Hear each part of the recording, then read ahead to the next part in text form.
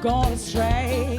Memories is a rays of sun burning down on my face. All the years behind me got me so slack, could say my dad and ever was. I have, and I've heard about it, and I'm glad to finally be able to play it. It looks wonderful, great stage, great sound, and the audience is wonderful as well. I discovered blues probably earlier than a lot of American blues people, because I started listening to blues in my family back home in Serbia with my dad.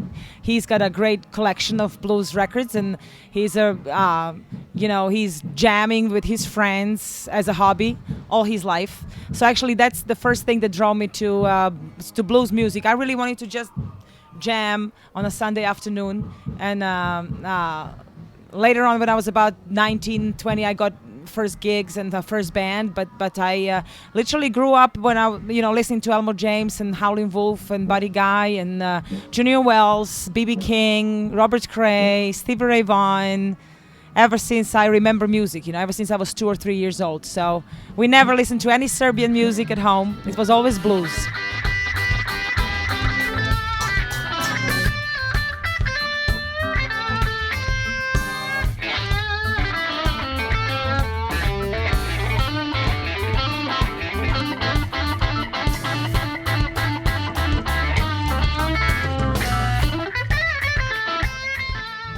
Well, there's a whole record that talks about those things, and it's called Still Making History. And that record is talks about difficult times in Milošević regime, and talks about the young generation that was trying and hoping that their vote meant something, trying to get Milošević off the position for 10 long years, student demonstrations, and a couple of songs are very bitter and very harsh, and they talk about those times, and I talk about the generation that's really closed behind the bars and looking at a modern world outside, and it's just songs like Hold On, the one that we just played, and songs like Shadow After Dark talk about those hard times in Serbia. I think you can say that there are 2 chapters in my career. Yeah, I ever since I started, I was really trying to play America as much as possible. That was my, dream place to play. Music I listen to, that's where it comes from. And then, of course, European market is wonderful, and it's got all these wonderful festivals, and every country is different. The audience is different in every single country. So when we go to Italy, it's one story, and then Germany, France, Norway, it's all different vibes, and that's why we like to do them all. And we try to, from the start, really have our name spread to many territories.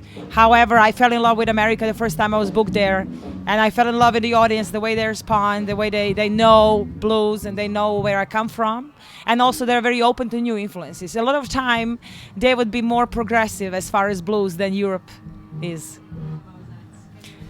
I think there's only one Jimi Hendrix in the world, and that's basically it. And we all are trying to. What inspires me as far as Hendrix is that energy that the trio had on stage, and I am playing in search of that energy. It's very inspirational for me.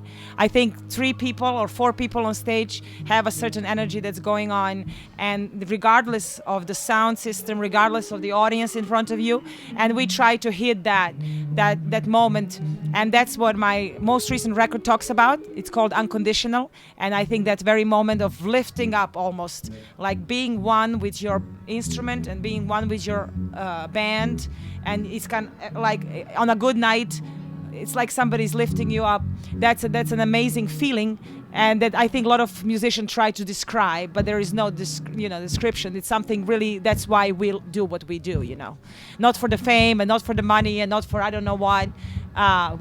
I personally do it for that very moment on stage, and I'm in search of that moment every night. And I think that rare guitar players like Jimi Hendrix and Stevie Ray Vaughan had that. They were like they would be switched on a button, and they would just be in that another world, somewhere on stage, and just communicate through your instrument. I think that's wonderful.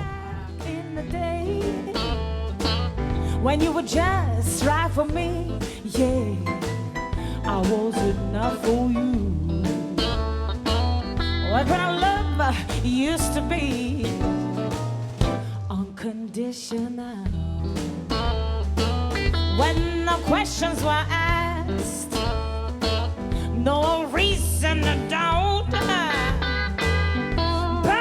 absolute truth, yeah, that's what it was all about.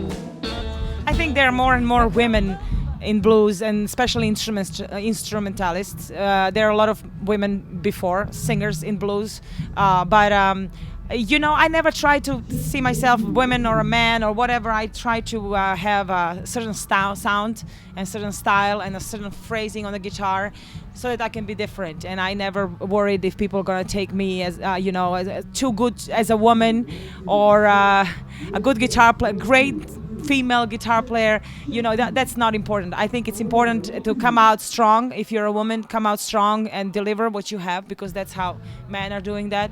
And you know, try to find a specific sound that's only yours. You know, people like Bonnie Raitt have that already, because they already created that recognizable sound. And I think that's maybe what some of the female artists miss. You know, just phrasing and sound that it's always be recognizable. This is Anna Popovic. This is, you know, like it or not. You know, I don't even know where I'm playing tomorrow, so I wouldn't know. But check out the tour schedule. We relocated for a year to the States, so we are living in Memphis, recording in Memphis, and we got a short tour coming up in November here. But apart from that, we will be in the States. So check the tour schedule. A new record is coming out as well, end of the year.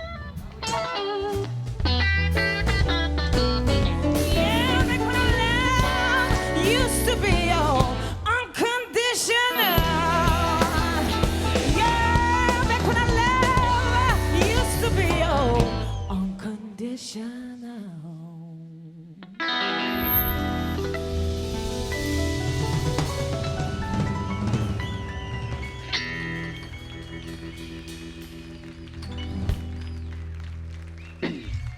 Keep on rocking it hard. Listen to Anna Popovic Band, and we'll see you up on the road.